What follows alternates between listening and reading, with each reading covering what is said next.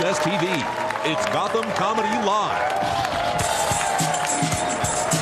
Get ready to laugh with Dean Obidala, Sarah Tolomush, Gary Veeder, Mike Gaffney. This week's host, Aries Spears. Gotham Comedy Live. All happening right now. Ladies and gentlemen, Aries Spears.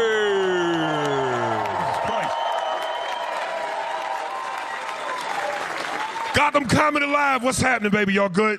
Yeah. Fucking excellent, excellent. I want everybody to have a good time, man. Drink up, do what you do. I don't want no stress in this building. This is a stress-free zone, man. I don't like stress. It's dangerous. It kills motherfuckers or get motherfuckers killed. Anytime you hear about a mass office shooting, somebody was stressed. They couldn't take it no more. They snapped. But I don't work in an office setting, so I don't have to worry about that. But I do fly on planes every week, and the last thing I want to need is to have my pilot be stressed. That'd be some scary shit. I'm sitting in first class, my pilot come out the cockpit and say some shit like, well, fuck it then. Mr. Pilot, can I talk to you for a second? What you need? You want a blowjob, nigga? You want a blowjob? Listen, ain't a gay bone in my body, but at 33,000 feet in the air, if my life is in your hands, my head will be in your lap, nigga, I promise. Some of the other passengers be talking about, what's all that turbulence? That ain't turbulence, nigga. What's going on up there? I'm saving lives, nigga. Thank me after we land, man. It's dangerous. And black people, we got too much stress. Motherfucking police is out of control, ain't they? Police is out here killing niggas like we deers. I'm surprised they ain't taking pictures with us posing us, holding us by ears. It's fucking scary, man. Hey, it's getting so bad, even white people start not to like the police. But y'all don't respond the way we respond. It's different emotions. White people, when the cops pull y'all over, y'all get mad because you can't believe they had the audacity to pull you over. As soon as y'all hear that noise, whoop, whoop, see them lights, you're like, fucking cops! The fuck does he want? As soon as he gets to my window, I'm gonna give him a piece of my mind. Black people, we don't get angry, we get uncomfortable. We get the hot booty rim hole. You know what the hot booty rim hole is? That's that feeling you get when you think you got the fart, but you realize you got the shit. Because the rim of your booty hole heat up. As soon as we hear that noise, whoop, whoop, niggas be, oh! I gotta get a toilet seat put in my car, niggas. It's too much stress, man. So, we have to address it. Bill Cosby, y'all think he did it? See? Listen, if you like me, I'm 39 years old. If you my age and older, you don't want to believe it because, you know, you grew up with him. That's our father. That's Cliff Huxtable. But I think we put too much emphasis on celebrity. People act like because you're iconic and talented and famous and rich, you're exempt from being fucked up and doing crazy shit. What makes them any different from regular people? The only thing that makes them different is they got fame, power, and money. That don't mean they can't be, you know, the ability to do fucked up shit. Does that mean Michael Jackson was a pedophile? I don't know. I'm just saying talented people can be fucked up too. I just don't want to believe this shit because in my mind I'm thinking, what the fuck does Bill Cosby rape sound like?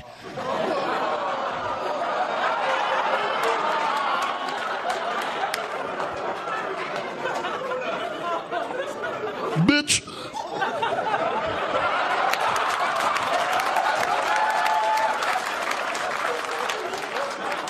You are going to give me the booty?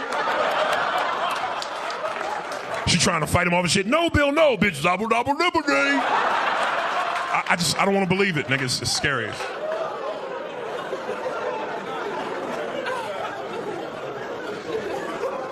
I hope celebrities get their act together, man. I don't like seeing celebrities in trouble. Like, I'm a huge DMX fan. I hope DMX get his shit together. Because I want to see him back in movies, playing the same fucking role over and over. He can only play a thug or a gangster. He can't play a fucking lawyer. It wouldn't be believable. He'd be giving his closing argument and shit. Hey, yo, Your Honor, my client ain't do that shit you said that he did. When the shots rang out, the nigga hid. Then he slid. I object. That's when you hear the Law and Order noise. Gong, gong.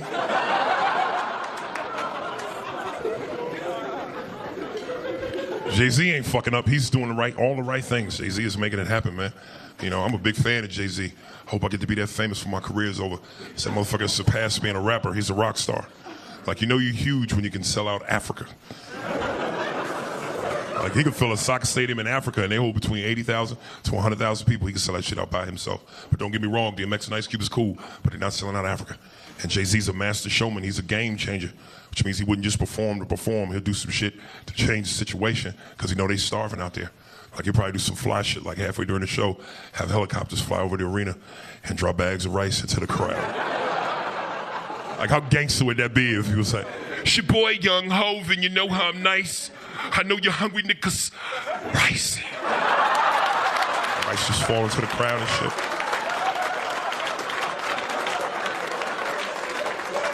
All the Africans be talking about this shit.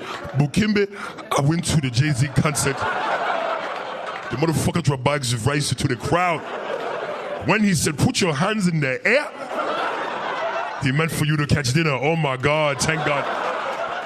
Bugaya mo Jay-Z. It's the rock, nigga.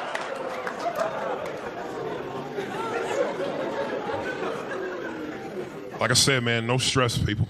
It's hard too. Fucking kids stress you out. Fucking daughter's 15 years old, man. She stresses me out. She's privileged, which is to say she acts white. I know this because anytime she get mad at me, she call me by my first name. That's what white kids do when they get mad at their parents. They call them by their first name. Clean up your room. Fuck you, Wendy. You're not the boss of me. She likes a lot of white music. She likes Justin Bieber. Yeah, I know, right? I gotta tell you, I actually met Justin Bieber. I'm gonna be real with you. This is a sweet piece of ass right there. I swear to God, you stare at him for more than 7 seconds, you turn into a homosexual. It's a fact. He came up to me after a show. He was like, "Aries, I love your comedy." I was like, "Oh my God, that's how you doing?" He's so cute. This motherfucker's hanging out with a lot of rappers and R&B singers. You better knock it off. You don't want to go to jail when you look like that. His ass would literally be birthday cake. I'm talking about frosting on the cheeks and a candle in the butthole. Some nigga named J-Rock blowing it out. Baby, baby, baby. Sing this shit. Gotham Comedy, New York. Y'all ready to have a good time, baby?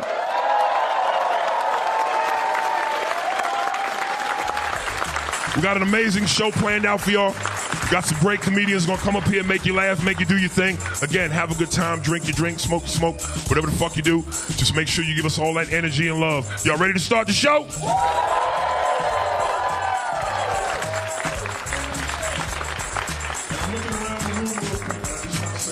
Black people, please ease up on that chicken. We got white folks here tonight. We got company. Some of you niggas is eating that chicken like I got an expiration date on it, nigga. This motherfucker good for 8 more bites. Don't do that. All right, ladies and gentlemen, y'all ready? Coming to the stage? Oh, it's still good. Oh, keep going. Oh, what, motherfucker? This shit live. This is my first time doing this shit. So this is great about being live. Sometimes you fuck up and you can't correct it. But fuck it. That's what makes perfection. Ladies and gentlemen, we'll be right back after this. Y'all stay tuned. We got a great show coming up. We'll be right back, baby. Stay tuned for more laughs on Access TV, live from the Gotham Comedy Club in New York City. Dean Obeidallah is taking the stage when we return.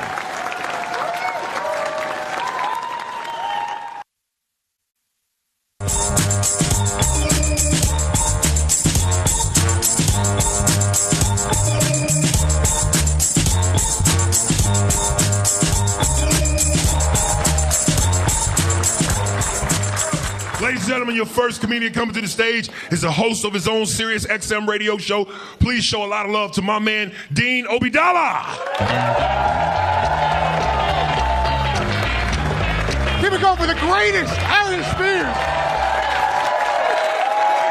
Funny man.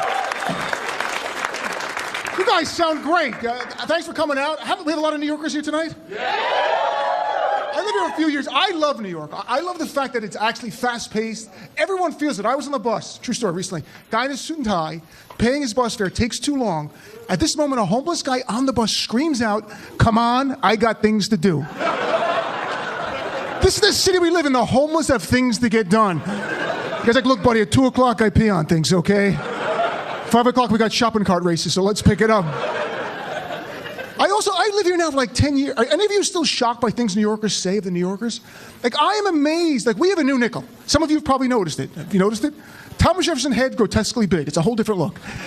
I'm paying with a new nickel at a deli. This is literally the conversation I have with a New Yorker. He takes my nickel, I swear to you, he holds it up to the light. He stares at me, he stares at the nickel, and he goes, buddy, come in here. He goes, did you make this? Like I'm counterfeiting nickels. Like I'm the world's stupidest counterfeiter. I'm making $10 bills or $20 bills. On my little apartment, I'm minting change. I got a conveyor belt and smelting equipment and liquid metal from my Terminator movie in there. But I thought of this, what if I did counterfeit change? No one's tried this.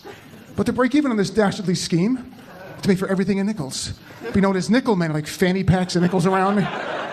Walk in the store, like how much is that? Like $100, I just pour nickels onto the tin. I go to a strip club and throw in change at strippers. I'm gonna make it rain change, baby. I'll only throw lefty. Righty's mean. Lefty says daddy didn't hug you. I'm just trying to help him. Just trying to help. So people from all over, people from other countries here visiting us here in New York City? Some people? Are you enjoying it? No. Are you here legally? That's all that matters. I don't care. People are obsessed with immigrants. I saw this guy on CNN, outrage in Utah. True story. He's on TV. He goes, there are 1,300 illegal aliens living in our state. Someone's got to do something about it. I live in New York City. There are 1,300 in my apartment building. And I don't care. Welcome to America, my friends. Immigrants work hard. My dad's an immigrant. My girlfriend's an immigrant. We had a hurricane. Hurricane Sandy. Everyone remembers this? Every American restaurant closed. What was open? Chinese restaurants. How do I know? I look at my windows. There's a Chinese delivery guy I know on his bicycle delivering food because somebody ordered delivery during a Category 5 hurricane. Okay, I ordered delivery during a Category 5 hurricane. And there he was on his bicycle, and he's pedaling, and the food's in the basket, and the wind's blowing, and he's just like a Chinese E.T., just pedaling. Coming in to bring me you guys like Chinese food, right? I love Chinese food. You guys like Chinese food? Now, this is true, New Yorkers. Some Chinese restaurants to save money were not serving chicken. They were catching pigeons off the streets of New York and exactly, gross, but I thought about it. I've eaten so much Chinese chicken, I've probably eaten tons of pigeon and enjoyed it. So my reaction's different. I used to see a pigeon, I'm like, dirty bird. Now I see a fat one, I go, hope they catch that guy. Like I go out tonight, I see a flock of pigeons, I call the restaurant. They're like, delivery? No, pickup, get down here. They look delicious. If you see an old Asian man feeding pigeons, he's not nice, he's food shopping. That's what he's doing. Immigrants work hard. My girlfriend's an immigrant, works so hard. She's from the Middle East, she's Arab. I got her on eBay. She came with free shipping, that's horrible. Don't even laugh at that, sir, how dare you. Oh, she's lovely, she's from the Middle East, she's Palestinian, she's an actress, she's doing pretty good. She was on a Broadway play, she was in Homeland a couple of seasons ago. And even though she's Arab, they didn't make her play an Arab terrorist. She played the wife of an Arab terrorist. It's baby steps. And she does commercials and voiceovers. But there's one place, sincerely, just because of who she is, she'll never get hired. Anybody ever listen to relaxation tapes? You guys know what they are? Very calm music, very soothing voiceover. It says things like, breathe in, breathe out. You have nothing to worry about. Everything's going fine. That's soothing. But she has an Arabic accent. And Americans won't relax hearing, breathe in, breathe out. You have nothing to worry about. Everything's going according to plan. It's funny because you're racist. Even the black people are laughing. So I'm of mixed heritage myself. I'm half white, half not white. Although I look like a white guy, I get it. Sports coat. Very white looking. My mom's Italian, which is the white side. Any Italians? We have some Italians here tonight, I'm sure. The rest of you maybe can relate to being Italian. Have you been to the Olive Garden? Do you wear a tank top to a job interview? Anyone? My dad's side's Arab. That's not white. I'm Arab, I'm Muslim. It's just great being Muslim now, folks. Oh my God, I could use a hug. Every day, my white friends ask me questions like, why do Muslims do this? Why do they do that? I don't go up to white people and ask you about the worst things white people have done. I don't go up to white people like, what's up with mortgage fraud? What's up with school shootings? Crystal meth, Justin Bieber. Now, it could be more challenging to be Muslim in America. I'm an optimist. I look at the bright side. It could be more challenging if they gave hurricanes Muslim names. That wouldn't help. Turn on the news, Hurricane Mahmoud is coming. Run for your life, Mahmoud's a killer. Pick up the paper, Mahmoud killed 30. I'm like, oh, I have an uncle, Mahmoud. This is... Now, the flip side, like for me, I do look like a white guy to most people. And there's good and bad. I'll be brutally honest. The bad, though, is that since I don't look like an Arab, people have no problem saying horrible things to my face about my own heritage. And some people, you probably have experienced this. You don't have to be white, Arab to know this. This really happened. I'm in a laundromat in New York City. TV's on. Guy goes to me, hey, buddy, see these freaking Arabs on TV? I'm like, yeah. He goes, I got an idea. Let's kill them all. Let God sort out the good and bad ones. I'm like, sir, that's not nice. I'm Arab. Because you don't freaking look it. I'm like, well, that just makes it easier for me to achieve the goals of my mission. It's a mission of comedy, folks. Mission of comedy. I'm spreading joy. Now, the good side of looking white, I never have a problem at the airport. Like, I have my Middle Eastern friends. Anybody Middle Eastern heritage? My friends have problems all the time. And the worst is they'll go to the airport wearing shirts like with Middle Eastern writing, like Arabic writing. No, here's my advice. If you have Middle Eastern friends, here's my advice. No problem with the airport. Remember this expression. Dress white, make your flight. Dress white, make your flight. Dress brown, never leave town. What's white? Like many of you, I'm talking khaki pants, a polo shirt with an animal like a tiger, alligator, no camel, no camel. And if you have a Middle Eastern accent, throw in words from other languages when security talks to you so they don't know where you're from. So security's like, where are you going? He's like, where am I going? Mon chéri. See my mamma mia, I have a fajita, mazel tov. Like, this guy's a genius. I've done a lot of shows in the Middle East. I've done comedy over there. It's remarkable. All the American chains are across the Middle East now. McDonald's, KFC, Starbucks. The only American chain not there, I actually think it's good for them it's not there, Target. So nobody wants a bullseye in the word Target on the front of their store in the Middle East. They don't want some guy in ISIS going, what are we supposed to blow up today? Oh my gosh. It's a super Target, Habibi. This is very, very good. That's crazy. But there are more and more Middle Eastern people, there's more and more Muslims in the country. And one day, like right now we have Barack Obama. I like Barack Obama. He broke the barrier, the color barrier, but the barrier for anything. So I can dream one day maybe there will be a Muslim president. Not right now, many, many generations from now. But I hope it's not like me. I hope it's like one of my cousins who like just moved to America, like open shirt, gold chain, smells like lamb. So I was like, everybody, I'm your president, Mustafa Mahmoud Abu Saeed al-Masri. But please call me Mike. I am so happy to be president. Every Friday, half price on falafel, just like I promised. And now it gives me great pleasure to introduce my lovely first lady, and my second lady, and my third. Only one lady. Well, thank you guys very much. I really enjoyed it, and you guys are a great crowd. Enjoy the rest of the show.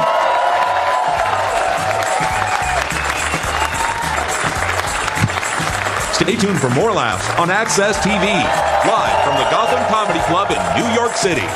Sarah Tolomush is taking the stage when we return.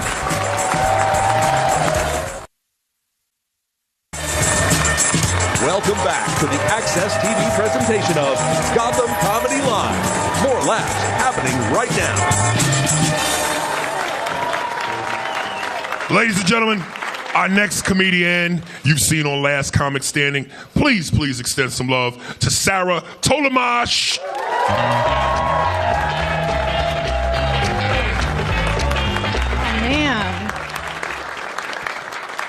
Hi, guys. Hi. She's nice. That was nice. Oh, man. I was on a date with this guy one time, and he started talking about that actress, Jennifer Lawrence, and he was like, oh, my God, that's like the one woman in this world I wish I could have sex with. He was like, I'm sorry, if she came in here right now, Sarah, I'd be like, sorry, I'm going to have sex with Jennifer Lawrence. And then he turned to me and was like, all right, your turn. Who's your one person? So I was like, how about that guy over there? Or that guy. How many do we get? I love this game.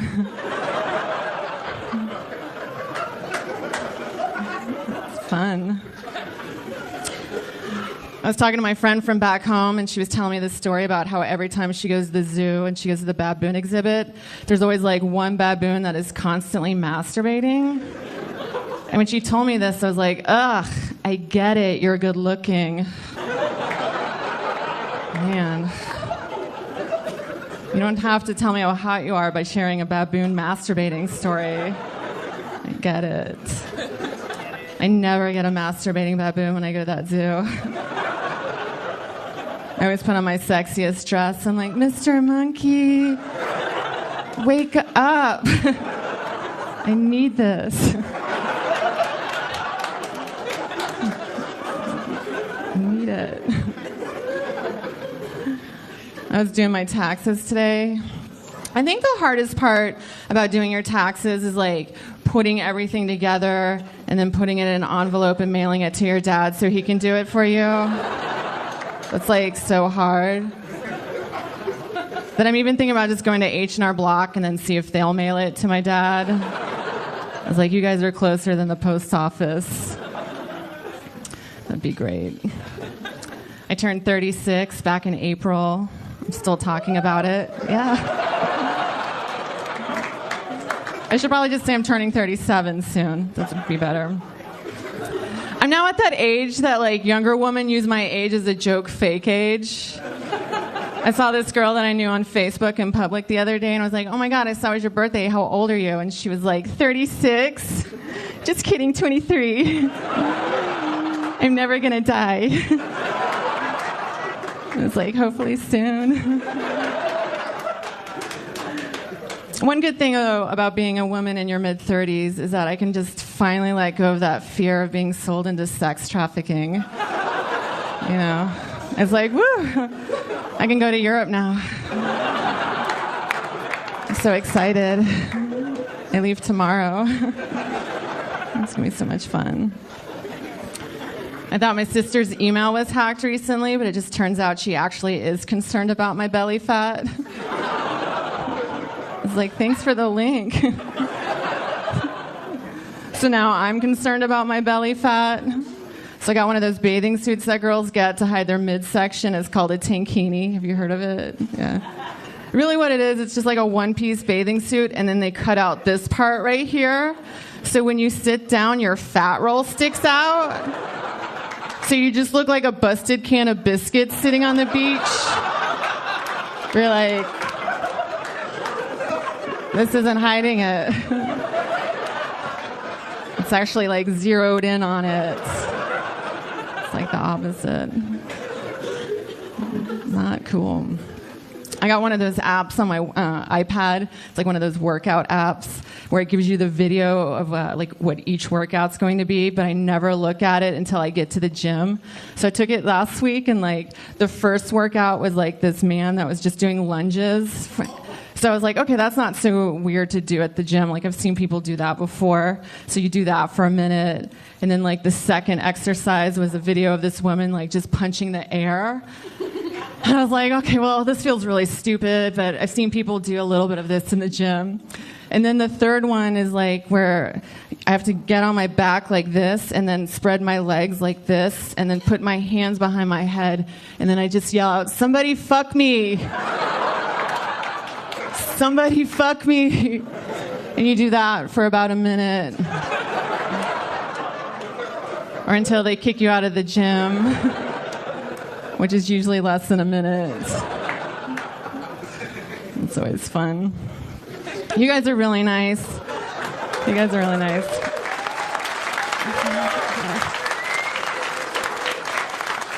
I had this guy come up to me after a show one time and he was like, can I be brutally honest with you? And I was like, no, thank you. That was close. It was a little close. I was eating at this restaurant in my neighborhood the other day, and I didn't finish my meal, so I asked the waitress if she could box it up for me. And then she replied with, when did you decide to give up? Which took me a long time to figure out that she was talking about my food. That was like 8 years ago. I just wanted this in a box. I didn't know we were going to get that personal.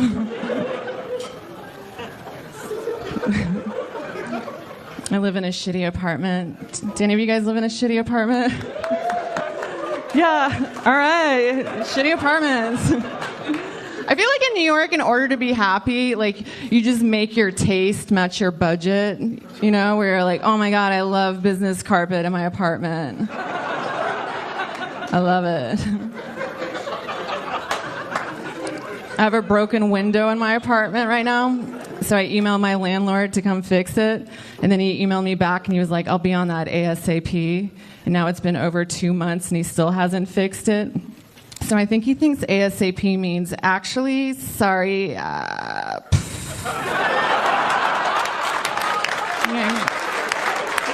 not going to fix it. I'm not going to do it. I was like, I guess that's the Eastern European ASAP. So now I'm trying to get out of my apartment, so I'm trying to save up money. Like, I'm not in a lot of debt, just enough where I think about it all day long. Like that kind of debt. So now I'm like following like financial columns, how to save money. And my favorite show to watch is Susie Orman's show on Friday nights. Have you guys seen it? Yeah. If you haven't seen it, it's like a financial advice show that's geared towards women.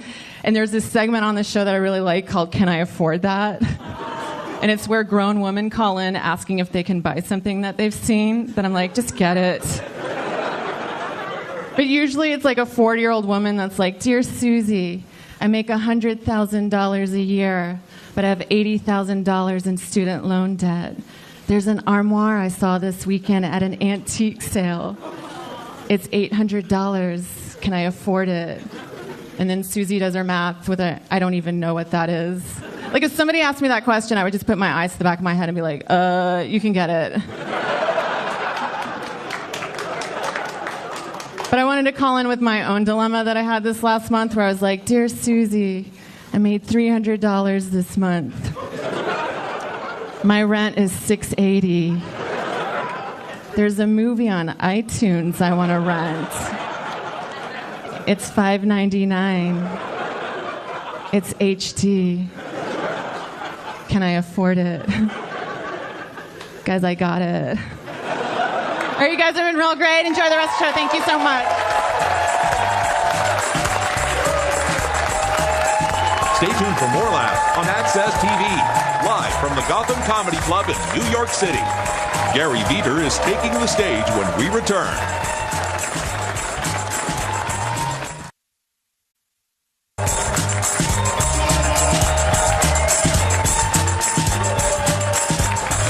Ladies and gentlemen, the next comedian coming to the stage, you've seen him on Conan O'Brien. Please give some love to Gary Veter.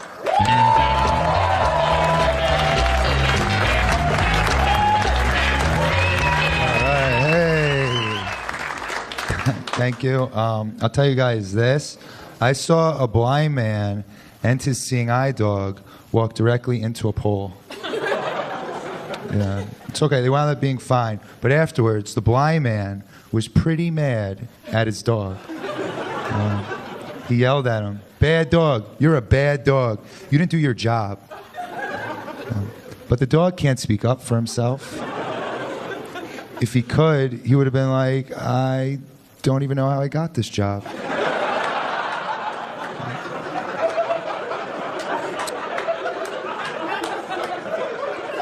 As a matter of fact, I'm also blind. I'm just doing this slightly better than you are, pal.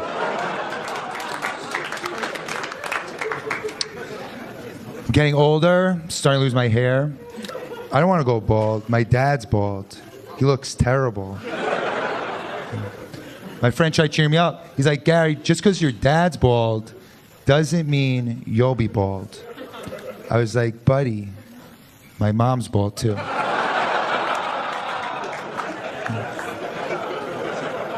She looks terrible. Worse than my father. I'm short. This is my entire body.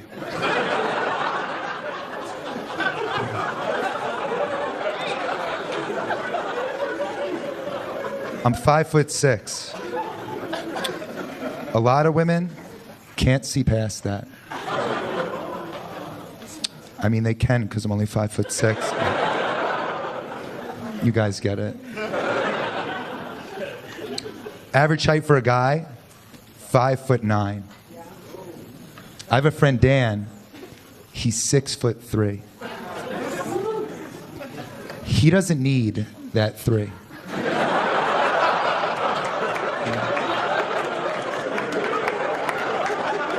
I do.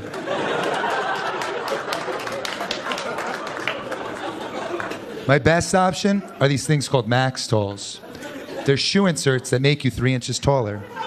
And they have a commercial. In the commercial, they show a guy who's 5'6" talking to a girl. That girl wants nothing to do with them. Then in the next scene, they show what would have happened if he had Max Talls. And what would have happened? You guessed it.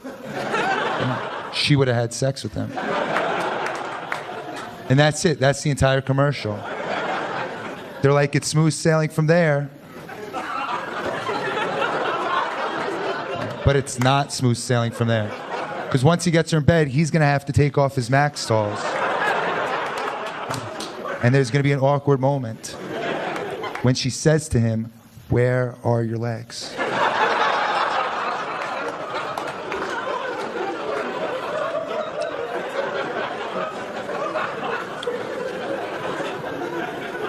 I did go on a date recently. I took this girl to a nice Japanese restaurant. I like sushi very much. I do. But my one problem with sushi is I never know the right amount of sushi to order. And I didn't order enough for us. And I didn't know where our waiter was. So I'd ask another waiter who's nearby for help. But when I did, I got a weird vibe from him. And I was like, oh no. He thinks that I think that he's my waiter. That I'm ordering through him because I can't tell the difference. So I said to him, "Hey buddy, just so you know, I could tell the difference. I don't think you all look the same." Anyway, it turned out it was my waiter.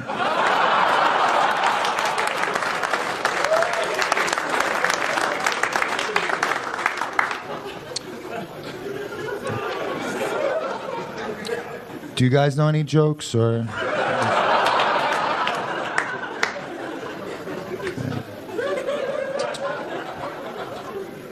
My ex-girlfriend said this once. She said, "I don't find Ryan Gosling attractive. I don't get what all the fuss is about." That's why she's my ex-girlfriend. Nobody talks about Ryan Gosling like that.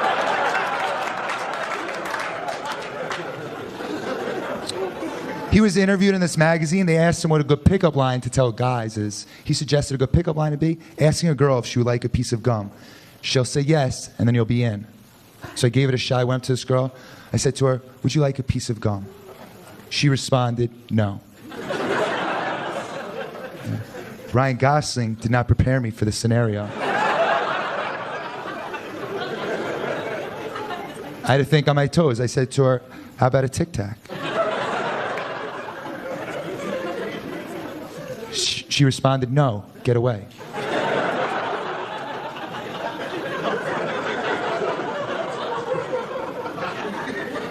I said to her, "Can I brush your teeth for you?"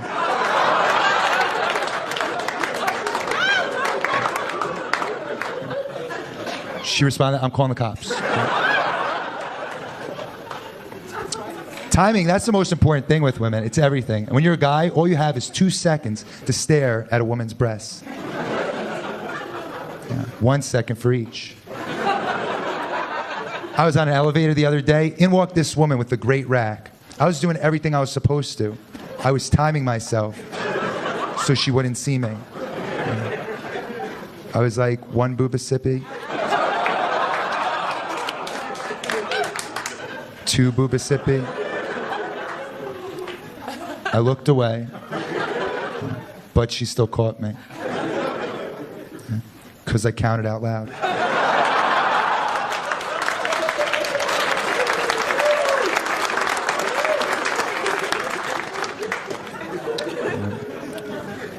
I'm Jewish. Anybody else here Jewish? Just kidding, get them.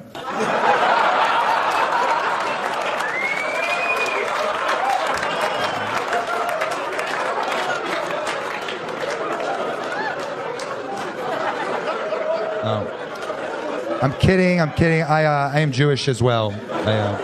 I just do that to teach Jewish people not to do that. A buddy of mine, he was just in Denver, Colorado. He called me up when he was there. All right. They're taping this. He called me up when he was in Denver. He calls me. He goes, Gary, I just went to a marijuana dispensary. I bought 50 Sour Patch Kids with marijuana inside them. I'm flying back to New York tomorrow. I know that you smoke a lot of pot. You fly a lot. How do I get these past security? So I told him, I'll tell you exactly what you do. I've done it before. You go to a convenience store. You buy a box of regular Sour Patch Kids, and you transfer the ones with marijuana inside them into the regular ones box. You'll have no problem getting through security. The next day, he calls me up. He goes, Gary, I'm back in New York with the Sour Patch Kids. You're the man. Thank you so much for letting me know that I could do that. And I was like, no. Thank you so much for letting me know that I could do that. All right. Thank you very much.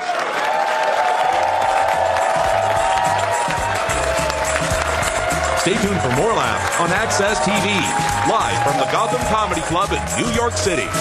Mike Gaffney is taking the stage when we return.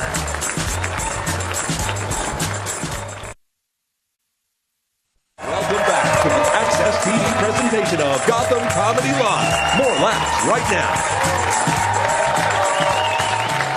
Ladies and gentlemen, the last comedian of the evening. Please show my man a lot of love. The brother is legit. From Last Comic Standing, Mike Gaffney, y'all.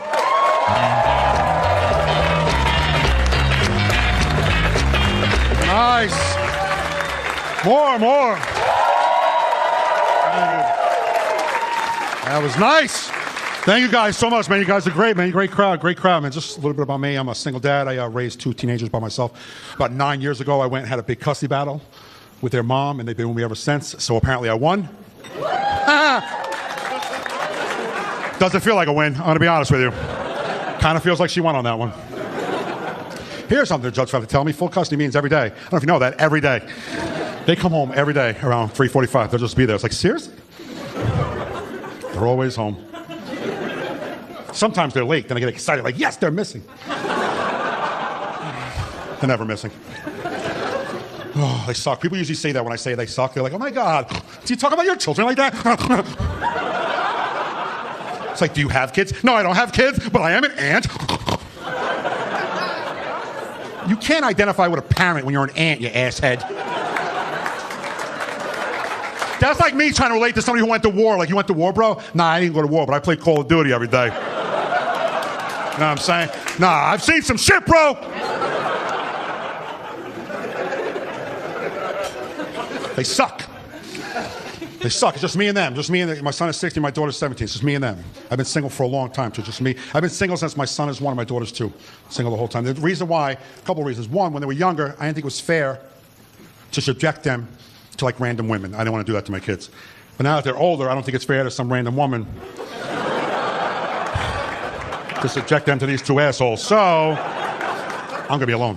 I'm going to be alone for a long time. I do online dating. That's how I do it. $30 a month. You know what I've learned? Nobody likes me. That comes out every month. I don't even got to go on for that. That was a hurtful laugh, assholes. Thank you. You're like, ha, he's single. He's lonely. Very optimistic when I sign on too, bro. I'm very optimistic, very hopeful. I fill out every goddamn question, bro. Every question. My shit's always 100%. You know how they say, are you 80? Not me. I'm 100 goddamn percent. 100. I even answer the question that's so hard, like, what do you like to do for fun? How? Isn't that like, don't you panic? I just sit home and wait for emails. Which is true, but that's sad. You can't put that. It's like make-up shit. Like, I like movies. I like to walk.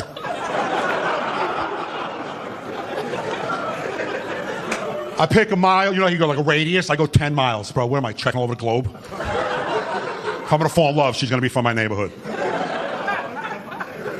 I picked 3 nationalities. There's like 12. I picked 3. I'm not the UN, bro. Can't be banging them all out. I focus on 3. Until I get no returns on my email, then I'm like, what's 4,900 miles for love? What, I'm not going to go to Utah? Seriously? I pick every nationality. There's a spot in the nationality that says other. I have no idea what that is. But that's my girl. That's where she's at, right there. That's my girl. That's going to be an exciting first date. An other date? What the hell's going to show up? 3 legs, a half eyeball. Like, what the fuck is that? What is that? Damn, that is a small island. He caught it. That's not a nationality. 46-year-old women. 46-year-old women will answer the profile. Do you have children? No. Do you want children? Someday. Oh, you're 46. Do you mean like Wednesday? What the fuck are you talking about? How fast do you think online dating works? Good luck with that. I'm not being an asshole either. Like, if you want to date with me and you're like, so what do you want to do? And I was like, I want to be a Yankee. A New York Yankee? Yeah. Can we get a check? He's an idiot. Girls will put in their profile, they'll put in their profile, this is what they'll put. I love to laugh and have fun. Woohoo! So crazy! You think we can do it all in one night? You think we'd be able to jam it in? No, the laughing and the fun. You think we'd be able to do it? Fucking asshole. Everybody likes laughing and fun. What miserable bitch? Like, I hate laughing! I hate fun! Ah! I never get any emails. One girl put in her profile, she put in bold capital letters, star, star, star, no liars. Star, star, star. I'm freaking serious right now. Like, if you're a liar, don't even try, because I'm not. Really, that's your high-tech security system right there? Like some lying sacks, like, I'm gonna bang this. Ah, son of a bitch. Nah, she's got a no liars clause. Nah, she was thinking ahead, bro. So smart. That's like putting a sign in front of your house that says you don't like to be robbed. And leaving all your windows, Billy, the windows open. Hold up. Nah, they got a sign. Go to the next house. No, don't be rude.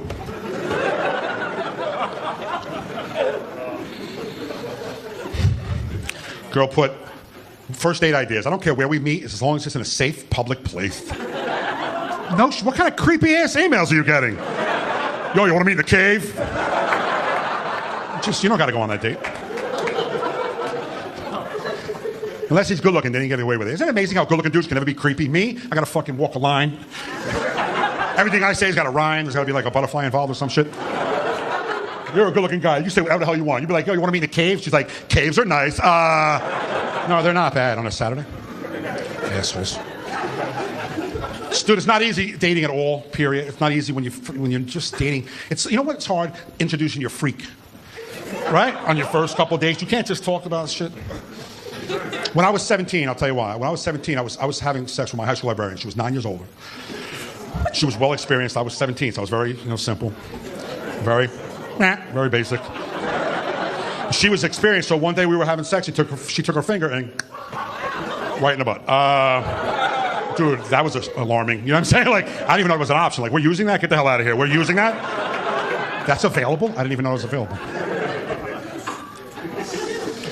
You don't talk about this shit when you're a teenager. It's not like your friend's like, yo, dude, when you have sex with a girl, she can put her finger. Like, I'll punch her in her face. She snuck it in, like my mom did with spinach, like under the meat. You're like, she wanted me. You know what I mean? Your mom wanted you to get a little vegetable. She put it under. You know what I mean? Like, that's how she did. She snuck it in. But I love spinach. Now it's like all spinach. You don't even need meat. I'll just put all the spinach up there. All the spinach. So I'm still talking about vegetables, you know, right?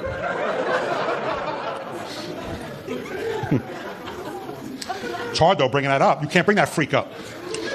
You try to bring that shit up in the first date. Like, I've tried so many ways. It's hard. But I'm so glad I learned about it when I was 17. I would have hated to freaking go 30 years. Find out when I'm 40 how awesome that is back there. That's like having a car for 30 years and not knowing you had a sunroof. You know what I'm saying? Like, what the fuck? I had a sunroof the whole time? I love my sunroof. But it's hard to bring it up. It's hard to bring up, to girls. It's just hard. It's hard as a guy. I've tried many ways. Here's a way that doesn't work. Hey, when you're making love, what do you do with your fingers? You doing math? You're not like adding random numbers, right? Well, then chuck them in my butt. It's awkward. That's an awkward first date, bro. It's awkward. It's weird. It's weird. I'm not gonna lie to you. It's a little weird. But how come that's creepy, right? A guy says that's just creepy. Why? Why can women never be creepy? Women can never be creepy. They can be freaky. Like, you can be like, that bitch is freaky as hell. But she can never creep you out, bro. She can never say anything that makes you like, ugh. Right? Like, if she was to come up to me and like, listen, when we're making love, I need you to take a brick, smash a cockroach, then cover the brick with mayonnaise, and then rub my body with a brick. I'd be like, oh shit, should I take a break from the wall? Or do you like already have a brick on the side that you use? No, I don't want to mess your house up. Maybe you have a brick in the drawer that you always use.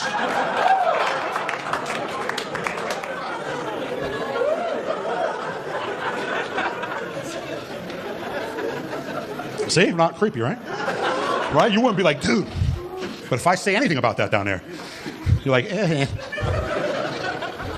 Like say, like, hey, what about the butt? You're like, ew, I know, ew, nasty, right?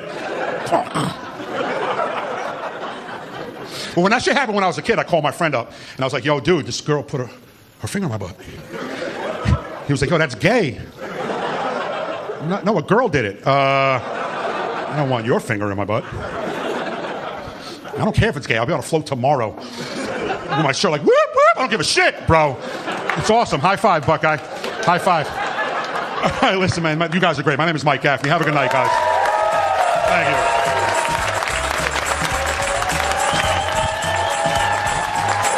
Stay tuned for more laughs on Access TV, live from the Gotham Comedy Club in New York City.